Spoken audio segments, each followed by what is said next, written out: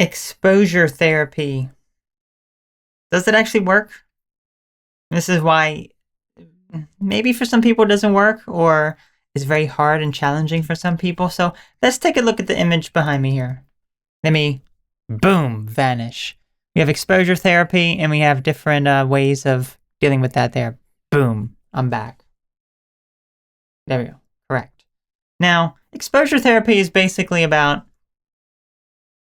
you putting yourself in a situation very slowly, very gradually, with something that you feel. Fear.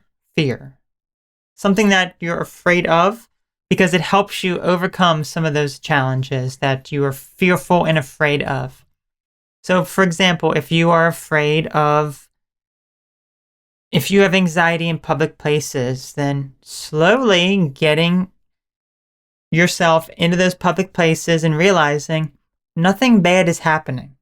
Because maybe you have some PTSD or some sort of bad memory or some sort of trauma that happened when you were out in a public place, and now you have intense anxiety because you keep replaying that event again and again within your mind, expecting it to happen, so then you avoid all social situations. You don't want to be near it. That's when the condition starts forming. You become very fearful, intense anxiety, and then slowly retraining yourself to realize this is not going to happen again. Is a very difficult process, because when it happens once, even if it's one out of like 1,000, 10,000 times, you become afraid and fearful. You really do. So let me just talk a little bit about my own types of fears when it comes to what I think will be good for me to, I guess, expose myself to, maybe, but you know. So, we all have intense fears of many things. I am no exception to that. And I think one of my biggest fears back in the day was anxiety in public, whether that be going out into public places, being around people, or giving a presentation in front of people.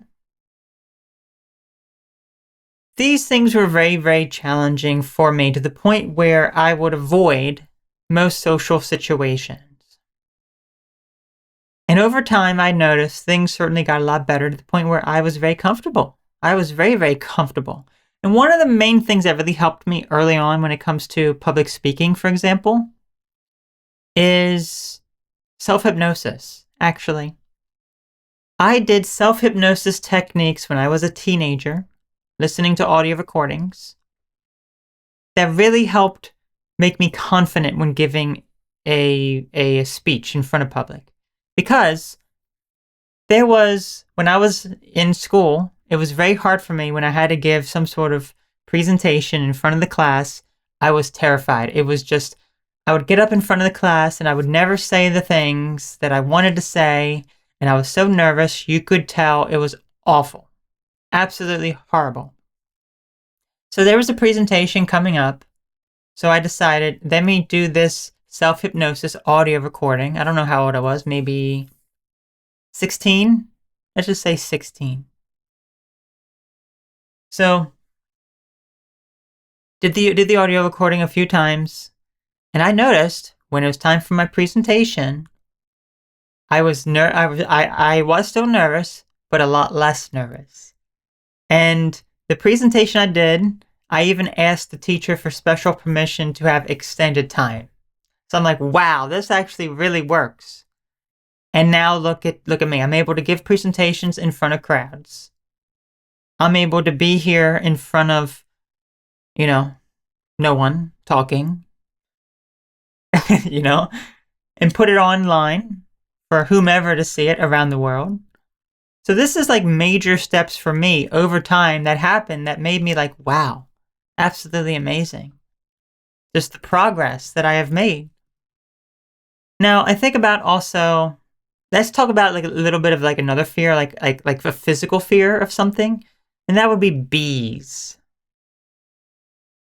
I do not like bees. I am very deathly afraid of bees, to the point where I like attract them like a magnet. Like they sense my fear. They would like break into my room like through the window, like they get through like the little crack, they come in, it's like, oh no, it's horrible. It's horrible.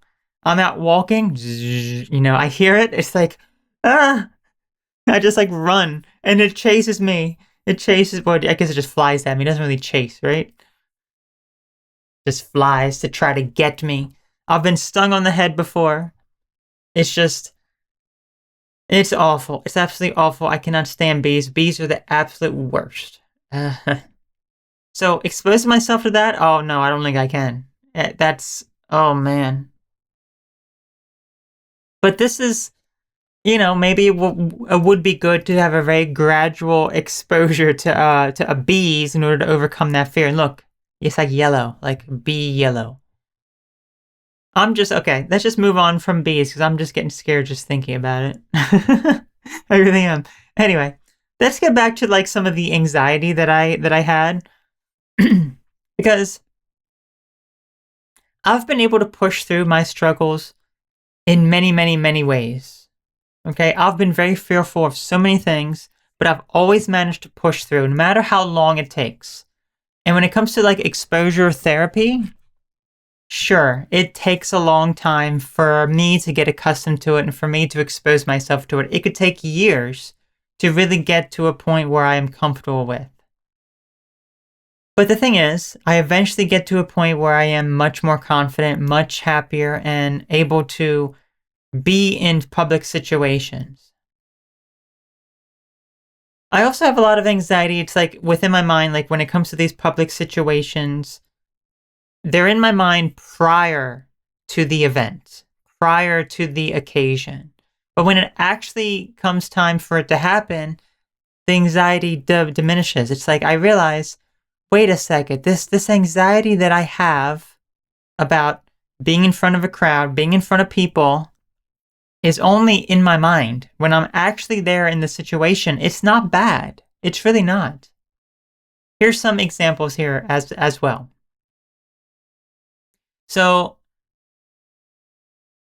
this is probably not for everyone, but this is something that I did that really just broke a lot of my, shall we say, anxiety of people looking at me and watching me. Because what I ended up doing is I started doing modeling, where this is where basically where you sit in a pose for a certain period of time and people draw you. Usually it's just like from like here up, just like a portrait for the most part. So people would just draw. And what does that do? Think about that for a moment. That means however many people that there are, it could be 10, 15 people. They're sitting there looking at you and studying every detail about you and drawing you. And that's like, for me, that was like, oh my gosh, that's like the ultimate thing, like anxiety breaker. Because if I have fear that people are looking at me and watching me, well, here I am right in this situation where people are studying everything about me. So it's like, wow, I really have come a long way, haven't I? So I'm like really impressed with my ability. Like, it took so long. But here's the interesting thing. So I've done this numerous times, but always the thought of it, when it's time for me to actually do it, it's like it makes me very nervous and scared. Like, oh my gosh, people are going to be looking at me, people are going to be drawing me, people, going to be studying everything. But then when I'm actually in it, it's like, oh, this isn't bad. It's not bad. So, interesting, right? Interesting. I guess the other thing is that it's always been a little bit hard for me, but again, it's like that initial thing is always the hardest. Then when you get into it, it's fine.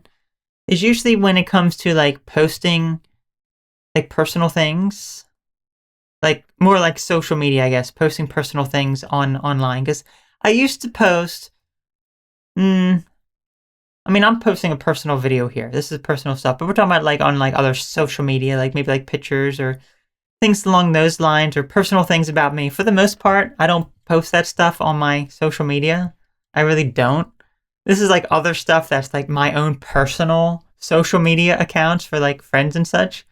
So stuff like that still intimidates me because it's like something that is going out there publicly. and it's personal about me, if it's something that is like ways of helping people, like this video right here, it is personal, but it's also a way of helping other people as well. It's like I enjoy that. I really like that, and that's really not all that scary for me. But I guess when it comes to like posting personal things or talking about personal things with people I'm close to, very, very hard for me to do. But I eventually get to a point where it's like, well, I've done it so many times. It's not that bad. It's really not. So it just got easier in time, you know?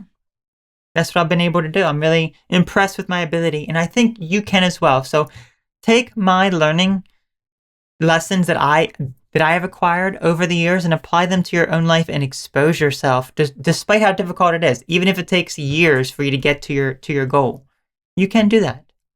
So if you would like to schedule a one-on-one session with me, please go to my website, autumnasphodel.com/coaching, and we can discuss a plan to help you become more confident with yourself and, I guess, really expose yourself to a lot of these things that really make you afraid so you can be more confident.